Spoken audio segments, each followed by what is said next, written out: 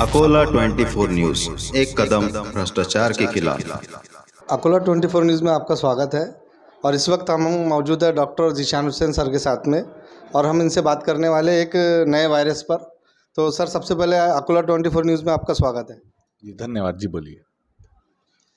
Sir, हम अपने channel के माध्यम से लोगों को एक नया वायरस आया हुआ है H3N2, जिससे लोग काफ़ी दहशत में हैं। बताया जा रहा है कि पहले हमारे देश में था, फिर हमारे स्टेट में आया और अब हमारे शहर में भी आ गया, और इसके कारण 1-2 मौतें भी हुई है शायद।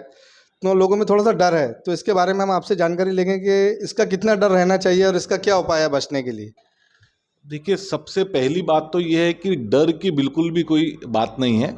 और जिसको हम नया वायरस कह रहे हैं H3N2, तो अगर आप आज से 2 साल मतलब कोविड के पहले के पीरियड का अगर आप देखें तो हर साल हम सुनते थे कि निमोनिया हुआ, 10 पेशेंट को होता है, 100 पेशेंट को होता है, उसमें से एक आध की मौत भी होती थी। तो पहली चीज़ तो ये जो पहले से होता आ रहा है, जो हर साल होता है, जब जब मौसम बदलता है, एकदम से ठंड से गर्म का मौसम आता है, या गर्मी के बाद बारिश आती है, बारिश के बाद में वापस ठंड का मौसम आता है, जब जब मौसम बदलता है तब ये वायरल इन्फेक्शन बार बार होते रहते हैं। और जैसे हर साल हम सुनते हैं, वैसे ये वायरस का नाम हमको पता चला है जो H3N2 है। तो पहली चीज़ ये है, जो हम हर साल जो निमोनिया सुनते हैं, ये वैसा निमोनिया है, नया घबराने जैसा इसमें कुछ भी नहीं है। सर, इसके लक्षण क्या है? यानी इस वायरस को हम विशेष पहचानेंगे, कि इसके क्या वजह है, लक्षण हम कैसा पहचानेंगे इसे? देखिए, जो फ्लू के सब लक्षण रहते हैं कि सर्दी, खांसी, जुकाम, नाक में से पानी जाना, खांसी होना, बुखार आना, वही सारे लक्षण इस वायरस के भी है।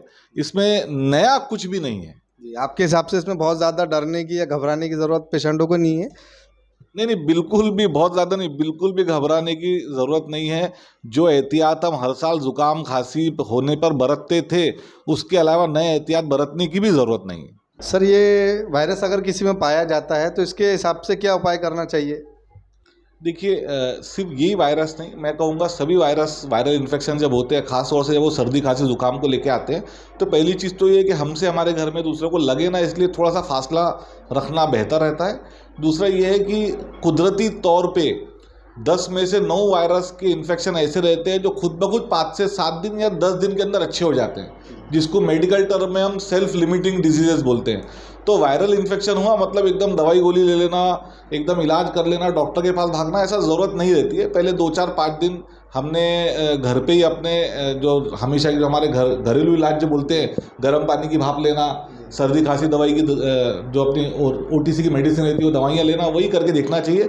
अगर किसी को खांसी बहुत ज़्यादा है, किसी को सांस लेने में दिक्कत हो, या बहुत ज़्यादा बलगम आ रहा है, या सांस जब ले तब आवाज़ आ रही है, ऐसे अगर कुछ लक्षण रहे तभी जाके डॉक्टर को दिखाना चाहिए।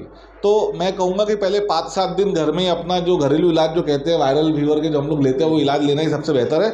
और अगर कोई ऐसे लक्षण आते हैं कि बहुत ज़्यादा सांस आ रही है, या आजकल घर घर में पल्स ऑक्सीमीटर है, SpO2 कम हो रहा है, तो ही जाके डॉक्टर को दिखाने की ज़रूरत है। तो 5-7 दिन तक तो दिखाने की भी ज़रूरत नहीं है। सर, बदलते मौसम के हिसाब से जो खाने पीने की चीज़ों का फ़र्क है, तो क्या करना चाहिए सर इसमें?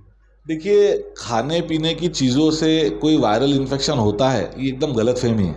जैसे कि मिसाल के तौर पे कई बार आप सुनते हैं कि वो बिल्ली ने अगर आड़ा रास्ता काटी तो बोलते कुछ गलत होने वाला है करके। तो जिस तरह से हंसने लायक बात वो है, वैसे ही ये है कि कुछ खाने की वजह से कोई वायरल इन्फेक्शन होता सिर्फ इतना है कि कुछ केमिकल वाली चीज़ें हम ठंडी खा लेते हैं। कभी कभी आइसक्रीम में प्रिजर्वेटिव्स केमिकल रहते हैं, कभी कभी कोई बाहर के जो बच्चे पेप्सी खाते हैं उसमें कुछ केमिकल्स रहते हैं। उन केमिकल से एलर्जी होती है, और एलर्जी के बाद में हमको ऐसा लगता है कि खाने पीने की वजह से हो गया। तो खाने पीने का वायरल इन्फेक्शन से दूर दूर तक कोई लेना नहीं है। जो बिल्ली ने आड़ा रास्ता काटी वाली जो मिसाल है, उसमें जितनी सच्चाई है उतनी इसमें सच्चाई है, इसके ऊपर कुछ नहीं। तो ये थे डॉक्टर जीशान सर, जिन्होंने इस वायरस के बारे में बड़ी तफसील से हमें बताया है। तो फिर करते अगली मुलाकात एक नई शख्सियत के साथ।